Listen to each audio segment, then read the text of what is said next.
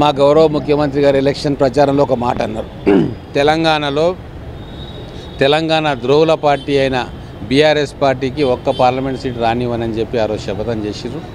ఆయన అనుకున్న రీతినే బీఆర్ఎస్ పార్టీకి ఒక్క సీటు కూడా రాలేదు. వారు నేషనల్ ఛానల్లో ఇంటర్వ్యూ చేస్తూ భారతీయ జనతా పార్టీకి 240కి మించి రావు అని చెప్తే ఎగ్జాక్ట్గా 240 సీట్లు వచ్చినాయి. ఇక్కడ భారతీయ జనతా పార్టీ 8 పార్లమెంట్ సీట్లు రావడానికి ప్రధానమైన కారణం ఏంటి అంటే బీఆర్ఎస్ పార్టీ పూర్తిగా తనకు తాను అమ్ముడుపోయింది బీజేపీకి. మరి కవితను రక్షించుకోవడానికా దేనికో కానీ సొంత నాయకులు ఎమ్మెల్యేలు కూడా పోలింగ్ బూతుల దగ్గర నిలబడి బీజేపీకి ఓట్లు వేయించారు. అంటే తనను తాను అమ్ముకొని పార్టీని చంపుకొని ఈరోజు బీజేపీకి ఓట్లు వేయించిన ఘనమైన చరిత్ర బీఆర్ఎస్ పార్టీది. అందుకే ఈరోజు తెలంగాణలో బీఆర్ఎస్ పార్టీకి నూకలు చెల్లిపోయినాయి. రాబోయే ఏ ఎలక్షన్లలో కూడా తెలంగాణలో బీఆర్ఎస్ పార్టీకి ప్రజలు ఓటేయరు. ఇప్పుడు రాజకీయం మొత్తం కూడా కాంగ్రెస్ వర్సెస్ బీజేపీ ఈ రానున్న కాలంలో జరుగుతుంది. ఖచ్చితంగా కాంగ్రెస్ ప్రభుత్వం తాను వాగ్దానం చేసిన 6 గ్యారంటీలను ఒక్కొక్కటి అమలు చేసి ప్రజల విశ్వాసాన్ని చూరగొంటుంది. ఎట్లయితే 65 అసెంబ్లీ స్థానాల్లో ఈరోజు కాంగ్రెస్ పార్టీ మెజార్టీ తీసుకొచ్చుకొని కంటోన్మెంట్ ఉప ఎన్నికను కూడా ఈరోజు మంచి మెజార్టీతో గెలుచుకుంది. Teenmar graduate MLC Nalgonda graduate ఎమ్మెల్సీని కూడా ఈరోజు కాంగ్రెస్ పార్టీ గెలుచుకోబోతూ ఉంది. ప్రజల విశ్వాసం మళ్ళీ ఒకసారి కాంగ్రెస్ పార్టీ వైపు ఉన్నదని ఈ ఎన్నికలు రుజువు చేస్తూ ఉన్నాయి. సో పార్లమెంట్ ఎన్నికల ఫలితాలే మాకు రెఫరెండం అని రేవంత్ రెడ్డి అన్నారు. కానీ ఫలితాలు కనుక చూస్తే 8 వచ్చాయి. దీన్ని ఎట్లా భావిస్తున్నారు? 8 వచ్చాయి కదా, అంటే దాంట్లో పాస్ అయినట్టే కదా. రెఫరెండంలో మాకే వచ్చినట్టు కదా. ఉప ఎన్నికల్లో ఎమ్మెల్సీ కూడా మాకే వస్తూ ఉంది, ఎమ్మెల్యే కూడా బై ఎలక్షన్ కూడా మాకే వస్తూ ఉంది. మాకు వచ్చిన ఓటు శాతం పెరిగింది, మాకు వచ్చిన ఓట్లు పెరిగినాయి.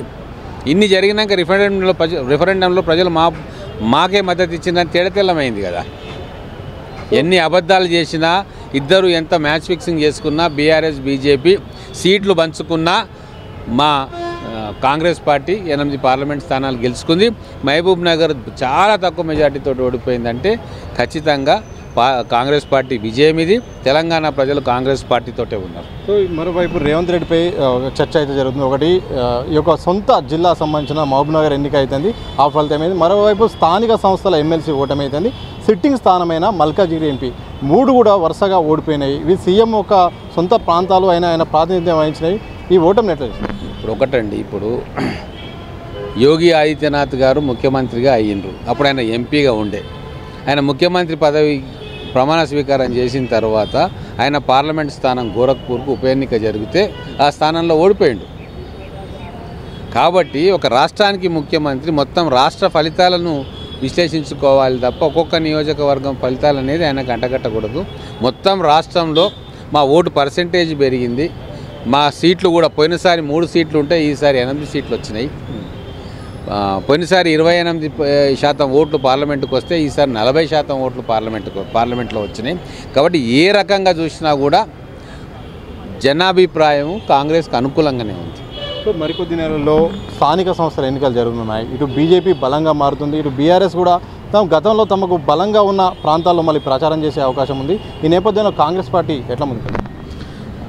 ఖచ్చితంగా ఈరోజు ప్రజలు కాంగ్రెస్ పార్టీని ఆదరిస్తూ ఉన్నారు. రేపు రాబోయే స్థానిక సంస్థల్లో కానీ మున్సిపాలిటీ ఎలక్షన్లో కానీ ఖచ్చితంగా కాంగ్రెస్ దిక్కే నిలబడతారు. మా ఎమ్మెల్యేలు మేము ప్రజల్లో ఉన్నాం, మంత్రులు ప్రజల్లో తిరుగుతున్నారు, ముఖ్యమంత్రి అందరికీ అందుబాటులో ఉన్నారు. పారదర్శకమైన పాలన జరుగుతూ ఉంది. తెలంగాణలో స్వేచ్ఛ వచ్చింది, మళ్ళీ రాజకీయ ప్రక్రియ మొదలైంది. మీడియాలు మిత్రులు కానీ జర్నలిస్టులు కానీ స్వేచ్ఛగా తమ కథనాలు పెట్టుకునే పరిస్థితి వచ్చింది. ఎవ్వరికీ ఎటువంటి ఇబ్బందులు లేవు, ఎటువంటి ఆటంకాలు లేవు, బెదిరింపులు లేవు. ఇంత మార్పు తెలంగాణ ప్రజలకు ఇస్తున్న కాంగ్రెస్ పార్టీని ఖచ్చితంగా వాళ్ళు గుండెలో పెట్టుకుంటారు.